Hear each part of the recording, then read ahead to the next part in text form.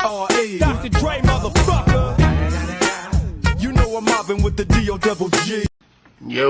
What's that? What's that?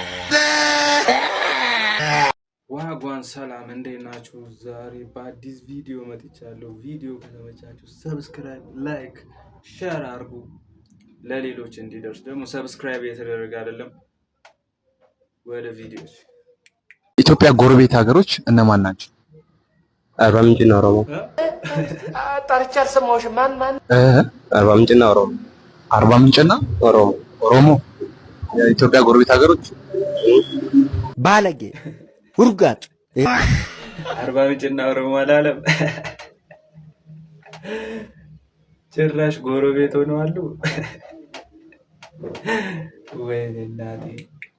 ሙሽራው በሰርጉ ቀን ይላል።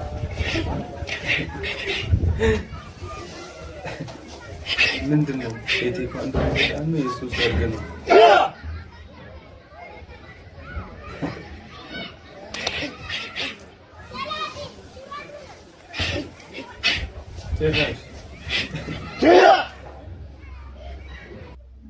ይህ ዓመትማ ትክክል አይደለም። 2018 ትክክል ሆኖ የማያውቅም ወፍጭ።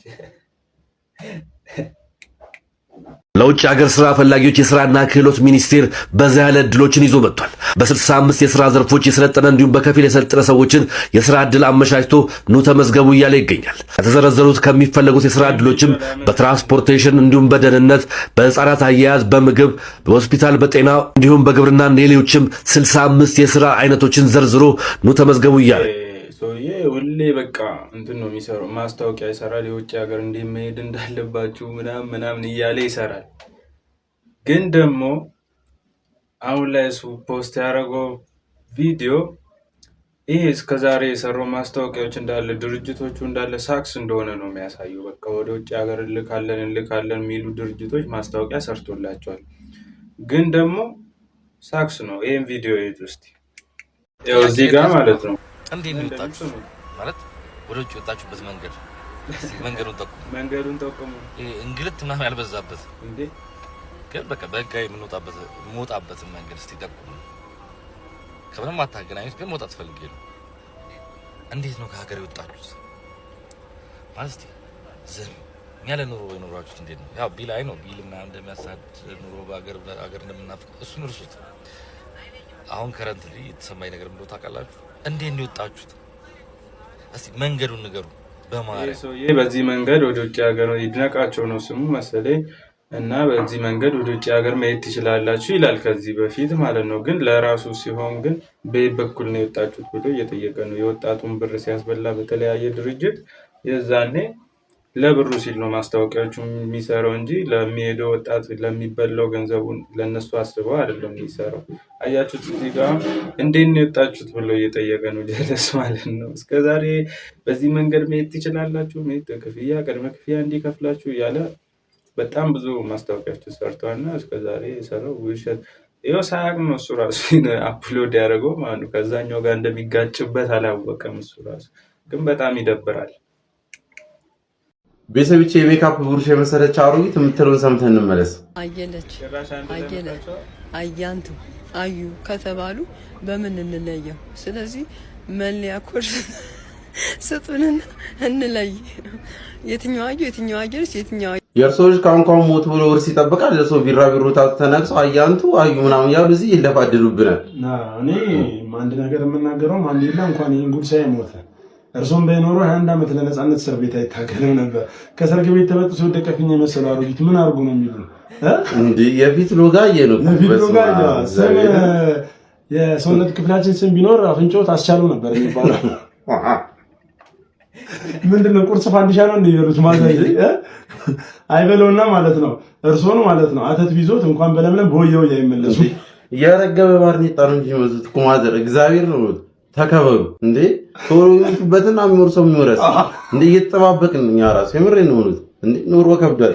ያፌዛሉ እንዴ ፈንዲሻ ነው እንዴ ይመገቡት አላላቱ።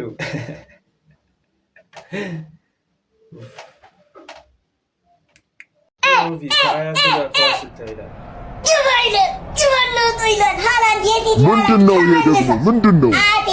ረጅሙ ተጫዋች ሃላንድ ይባላል። በጣም ጎበዝ ተጫዋች ነው። አበስ ገበርኩ እስቲ መነጽሬን አቀብሉ። ምን ነው ይሄን የጣሊያን ጊዜ የገደልኩት ፈረንጅ አይደል እንዴ? አይደለም ማለቴ። ዝም አቤት የፈረንጅ መተት፣ አቤት የፈረንጅ መተት፣ አቤት የፈረንጅ መተት። እኔው እዚህ ድቁስቁስ ብያለሁ፣ እሱ እንደ ድሮው ወጣት ነው። አበስ ገበርኩ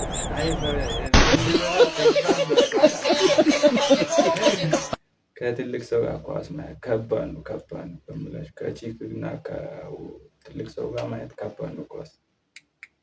ፍሬንድ ነን በሚል ሰበብ የሚደረገውን አላስፈላጊ ንክኪ እንቃወማለን። ዮናታን እረፍ። የአብስራ ብሔራዊ ክራሻችን እንጂ አንተ የግል ንብረት አይደለችም። ዮናታን በኢትዮጵያ ወንዶች ማህበር ብላክ ሊስት ውስጥ ይመዝገብ። የኢወማ አባል ነኝ በሚል ሰበብ ብሔራዊ ክራሻችን ለማግባት ሽር ጉድ እያልክ እንደሆነ ደርሰንበታል።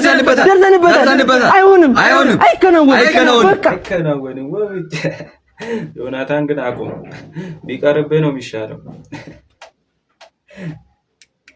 አባ ጠንቋይ ቤት ነው ህዝብ ያለበት ጠንቋይ ቤት ነው።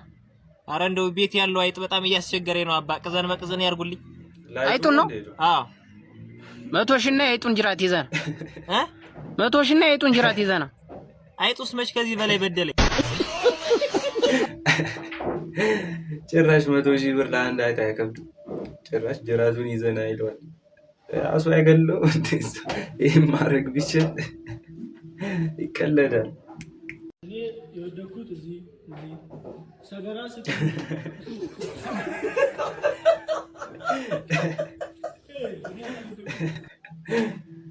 ልጁ ወድቆ ሄዶ ሰገራ ስጥ ይባላል እንዴ? አይኛ ሀገር ሆስፒታል የእናንተ ነው ወይስ የኔን ብቻ ነው እየወለደልኝ ያልሆነው? ይሄ ነገር ወንድ ነው እንዴ? ወንድ ነው የሚወልድልኝ? አረ እኛም ወፍ ወንድ ነው እንዴ? ዱዳነ ብለውኝ ነው። ዱዳነ ትሰማለህ ማለት ነው? ኧረ አልሰማም። ጭራሽ ዱዳ ነው አይሰማም። በዛ ላይ እኔ የምልህ ተከራይተህ ነው የምትኖረው ልበል? በወር ስንት ብር ነው የምትከፍለው? በወር 3000 ብር። ወዴት እየሄድን ነው? የግል መስሪያ ቤት ነው የምትሰራው? የግል መስሪያ ቤት። መስሪያ ቤቱ ስንት ብር ይከፍላል? 2000 ብር። ደሞዙ 3000 ብር። ተከራይተህ 3000 ብር ነው ለቤት ኪራይ የምከፍለው። ድርጅቱ የሚከፍለው 2000 ብር ነው። እና ምንም ችግሩ አያውቅማ። ችግሩኝ ቁርስ ትበላለህ? አይበላም። እንዴት ነው የሚበላው? ምሳስ በልተህ ታውቃለህ? በልቼ አላውቅም። እና በምን ይበላል ይሄ ልጅ? ደሞዙ 2000 የቤት ኪራይ 3000 በምኑ ይብላ? በልተህ ታውቃለህ? አላውቅም አላለም። እሺ የቪዲዮች መመዝገቢያ ቦታ ነው? የቪዲዮች መመዝገቢያ ቦታ ነው። ምን ልትመዘገብ? አዎ መመዝገቢያ ቦታ ነው። እና መዝገበኛ 100 ሺህ ሳል 100 ሺህ ወንድ ልጅ ቆረጠ ሲባል ሎተሪ መስለኝ ነበር።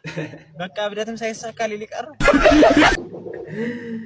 ወይ እብደት እንኳን ላይሳካ ሊቀር ነው አላለም። 100 ሺህ ብር ይለዋል እንዴ? ምን ሺህ ነው? 100 ሺህ ብር ቢኖር ለምን ይጨልላል?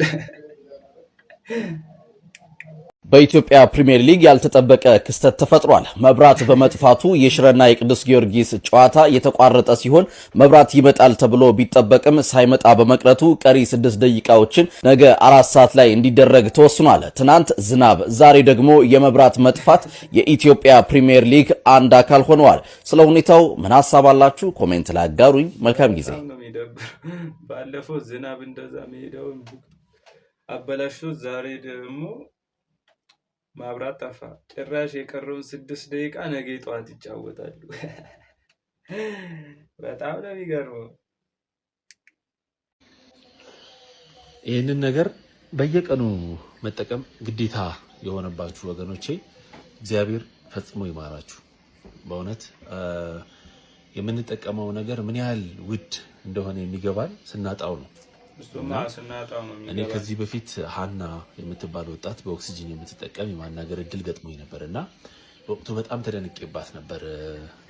ጠንካራ ነች ብዬ አሁን እኔ ገጥሞኝ ሳየው ጠንካራ ነች ያልኩበት ሌቭል በጣም ዝቅተኛ ነው። ከዛ በላይ ጠንካራ ነች እና እግዚአብሔር ፈጽሞ ይማራችሁ። አምኖሰኝ አካባቢው ሀገሩ መጥፎ ነው እያልኩ አይደለም። በዚህ ዌዘር ራሱ በጣም የሚገርም እድገት ነው ያለው ቲቤት። ነገር ግን ከስትንፋስ በላይ ምን አለ? በጣም ያሳዝናል። እንግዲህ አንተንም እግዚአብሔር ይማር። በጣም ነው የሚያሳዝነው። እግዚአብሔር ጨርሶ ይማር እንላለን። የዛሬ ቪዲዮአችን ይህን ይመስላል። ቪዲዮ ከተመቻችሁ ሰብስክራይብ፣ ላይክ፣ ሼር አድርጉ። ቀጣይ በሌላ ቪዲዮ እንገናኛለን።